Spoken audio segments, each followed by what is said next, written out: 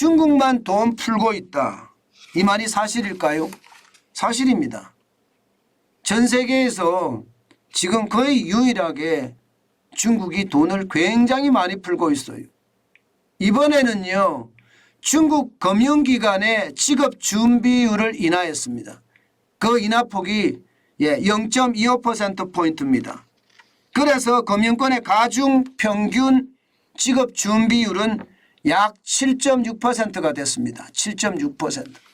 이게 지급준비율이라는 게 예금한 사람들에게 내주기 위해서 은행이 가지고 있는 돈을 말하거든요. 그런데 이 돈을 낮춰준 거예요. 낮춰준 거예요. 예, 지금 7.6%면 국제결제은행이 지금 적정선이라고 이야기하는 8%보다 아래입니다. 8%보다 아래예요. 와, 이거 괜찮을까요? 예, 저는 이것을 보면서 사실 순간적으로 굉장히 놀랐습니다. 중국이 저렇게 자신이 있단 말이야? 예? 중국이 금융기관의 지급준비율을 8% 이하 7.6%까지 내려가도록 이렇게 인하해도 괜찮은 거야? 저는 이런 생각이 진짜 많이 들었어요. 그러면서 한편으로는요, 중국 경제가 지금 사실 장난이 아니구나. 저게 리오프닝이 됐지만 리오프닝의 효과를 달성하지 못하는구나. 저는 그렇게 읽고 있습니다. 여러분, 통제방역이라는 게 사람들을 묶어놓는 거잖아요. 근데 이 묶어놓는 게 대한민국 같은 경우는 2년 1개월이었습니다. 2년 1개월을 묶어놨는데도 지금 저녁 장사가 안 된다고 하잖아요. 시간이 1년이 다 돼갑니다. 이제 1년이 됐죠. 지금이 3월이니까. 우리는 거리두기 해제된 지가 1년이 됐는데도 이게 회복될 기미가 없는 거예요. 이것을 감안해 보면 중국은 통제 방역이 우리보다 더 심했잖아요. 그래서 리오프닝 경제활동을 재개했는데 아직도 통제 방역에 익숙해져 있다는 거, 사람들의 어떤 이 습성이 말입니다. 그러면서 중국 경제 전체에 아마 영향을 굉장히 미치고 있다. 저는 그렇게 생각합니다. 물론 부동산이 어렵죠. 지금 중국의 부동산 중국 전역을 다 따지면 적어도 200개 이상의 사업장이 멈췄다, 이런 얘기까지 나올 정도로 부동산이 심각하거든요. 게다가 부동산이 심각하니까 지방정부의 재정난도 말하지 못할 정도로 심각하다는 이야기 나오고 있습니다. 그런 상황을 고려해 보면 중국이 급하긴 급했구나. 지급 준비 비율이 약 7.6%까지 내려갈 정도로 돈을 많이 푸는구나. 그럴 수밖에 없구나. 이런 생각을 진짜 많이 해봅니다. 그렇다면 여러분, 중국의 성장률 올해 5%라고 이야기하는데 지금 민간에서 이야기하기에는요, 민간 아니면 세계적인 경제 연구기관들에서 이야기하기는 올해 중국의 경제 성장률은요 5.2%, IMF는 5.2%라고 얘기해요. 그리고 어떤 경제 연구기관들은요 중국의 경제 성장률을 5.5% 아니면 5.9%, 6%로 잡는 데도 있습니다.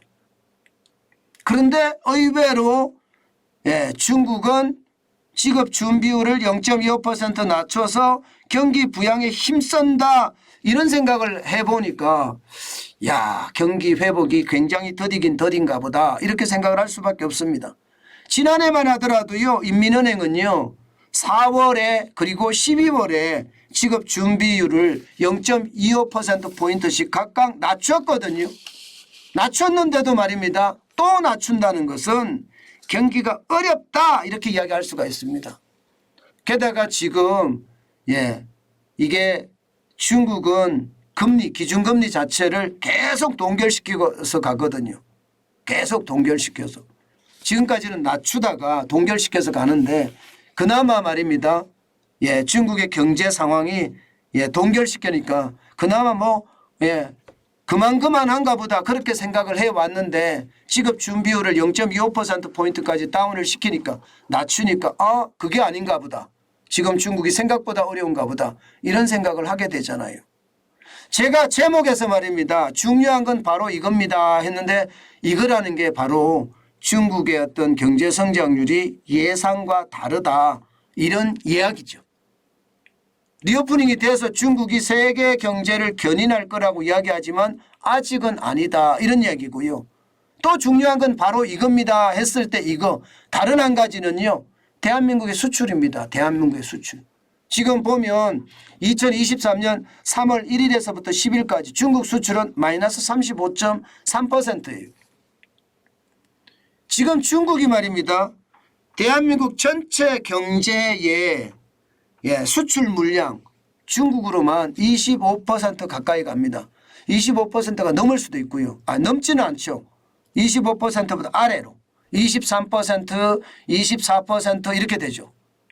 그런데 지금 중국에 대한 수출이 많이 주니까 충격적이죠. 다른데 미국은 늘어나거든 5.6%, 인도는 55%나 늘어났습니다. 그런데 중국 줄어들고요. 35.3%, 홍콩은 45.2%가 줄어듭니다. 홍콩으로 우회 수출되는 것도 대한민국에서 전체 수출 비중이 5% 가까이 되거든요. 그러면 중국이 리오프닝이 됐으니까 좋아져야 된다. 리오프닝이 됐는데도 안 좋아져? 그래서 지급 준비율을 낮췄어요. 지급 준비율을 낮추면 쉽게 말하면 돈을 많이 풀겠다는 이야기잖아요. 그죠? 돈을 많이 풀면 소비가 살아날까요? 소비가 살아나야 되잖아요. 소비가 살아나야지 대한민국에게는 이점이 있으니까 저는 중국의 소비가 살아났으면 좋겠어요. 이대로 가다가는 우리 경제가 진짜 폭삭 망할 수도 있다는 그런 생각까지 드니까 중국의 어떤 내수가 살아나서 우리 경제에 큰 도움이 됐으면 좋겠다. 그런 생각합니다.